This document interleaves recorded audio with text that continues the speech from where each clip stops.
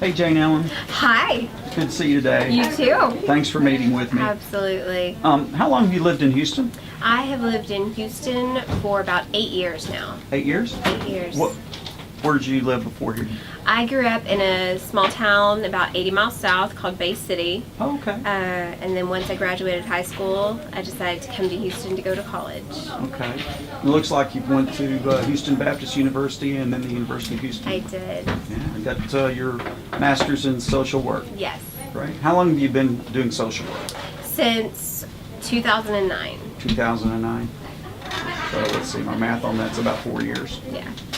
So you're seeing a lot of patients in here every day who are uninsured, is that Yes. right? In fact, most of our patients are uninsured. Okay. What's the single greatest obstacle an uninsured patient has to overcome to see a physician here? What are the obstacles, or might be more than one? Hi, Melissa. What can I do for you? Oh. I think some of the biggest obstacles definitely is transportation.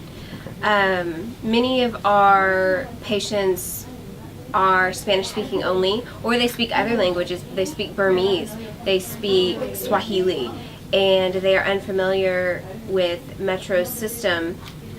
Once they're able to figure it out, it becomes easier, but I think transportation is obviously the biggest barrier, as well as going through the eligibility process. No matter where you go for care, you're going to be having to provide copies of your ID, proof of your residency, which it can be difficult for undocumented clients, obviously, proof of income, if they have no income, a supporter statement. There's a lot of paperwork and a lot of things that they have to do before they can actually sit down in the exam room with the doctor. Wow. Now, you all provide some help once they kind of get through some of those issues. The clinic here provides some transportation support. Is that?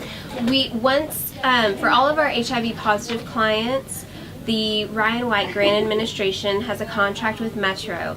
And so all of the agencies that receive funds from the Ryan White Grant Administration, and HACS is one of them, they issue us Metro bus vouchers. And so we can give our clients bus vouchers, which they can redeem onto a Q card, and they can use that to get to any medical appointment, not just here, but if they have an eye doctor's appointment or a dentist's appointment. Okay, good. So once a client is under a physician's care, what kind of other obstacles do they have to overcome to continue that care? What kinds of things? So they come in to see the physician, they need to come back, they need some, what else are they facing? I think, again, transportation is always one of the biggest issues. Once they've initially seen the physician, I think that's when they realize how critical it is to continue receiving medical care. And if they have a particularly serious illness or chronic illness and they have not dealt with being diagnosed, I think that's when you have more emotional and mental health issues come up. And I think that can be a barrier in wanting to come back and see the doctor, because then they're faced with the reality of, I need treatment, I need medication, and I think that can be a barrier. So it becomes kind of an emotional, mental issue. Definitely. Depression sets in sometimes, We have other things? Many of our clients are struggling with depression, anxiety, substance abuse, all of which we can treat and help them with here at HACS. Right. Now, I work in a hospital, and so I'm a part of a healthcare provider system, and you work in a clinic where you're seeing uninsured people. My hospital now is seeing an increase in the number of uninsured patients coming to see us, and this is a change for us. Mm-hmm. So I'm on a learning journey. What would you communicate to my hospital staff who are now having to work with uninsured patients who haven't had to before? What are some things you would say to them that will help us provide better care for these uninsured patients? Be patient. Okay. Patience is one of the biggest things that you are required to have, and I think that for people who are not used to dealing with uninsured patients, you have to look at it from their point of view. You have to meet your patient where they're at, because at any moment, you or I could become uninsured. just like that. And it's very easy to say, oh, you just go get a job, but look at the basic things here. If I have children, who's going to take care of my children so I can go to a job interview? How am I going to get to a job interview? I have no transportation. I don't have any clothes to wear to a job interview. So just being patient and really walking, I tell my clients all the time, we are going to walk with you every step of the way. And you have to recognize where they're at and meet them there. You can't have high expectations for them because they don't have the means that some other people might have. Yeah, yeah. Well, you know, Jane Ellen, when we met the other day, I knew you were in the right place because you obviously love your job and your patients and clients are fortunate do. to have you, Thank you. walk with them. Thank you. I completely agree with that. So thanks for your time today. Absolutely. Okay. It was a pleasure. Okay, thank you. That's super. Oh, yeah. Oh, that's you're world famous now. You know what? This is too good of a story for people who can make a difference. We're not going to let them change the channel. Yeah. Is what I'm saying. And I'm going to take it back to my hospital, and I'm going to make this a teaching tool in my hospital. Because Please do, because so many, They lose that. they do. And and I've worked in hospital systems, and it's easy to put those patients off to the side.